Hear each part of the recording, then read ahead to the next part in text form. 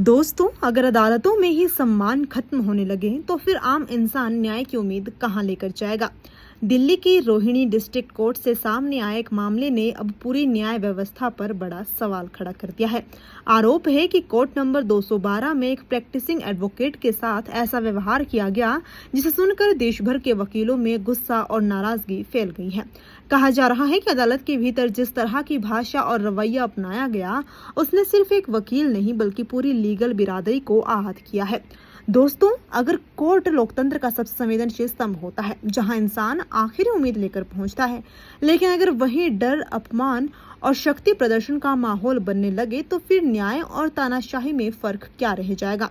जज और वकील दोनों न्याय व्यवस्था के दो मजबूत पहिए हैं, एक बिना दूसरे के अधूरा है। लेकिन अगर अदालत के भीतर सम्मान की जगह अहंकार ले ले तो सबसे बड़ा नुकसान आम जनता का होता है। अब सवाल ये उठ रहा है कि क्या अदालतों में अपनी बात रखना भी अपमान झेलने की वजह बनता जा रहा है। क्या बार और बेंच के रिश्तों में अब तनाव खतरनाक स्तर तक पहुंच चुका है। देश भर के वकीलों में इस घटना को लेकर भारी आक्रोश बताया जा रहा है। लोग साफ कह रहे हैं कि अदालत में मतभेद हो सकते हैं, कड़ी टिप्पणी हो सकती है, लेकिन किसी भी एडवोकेट को सार्वजनिक रूप से बेइज्जत करना न्यायपालिका की गरिमा को ठेस पहुंचाता है। सोशल मीडिया पर भी लोग लगातार सवाल उठा रहे हैं कि अगर कोर्ट रूम में ही सम्मान सुरक्षित नहीं रहेगा तो फिर संविधान और कानून की रक्षा कौन करेगा।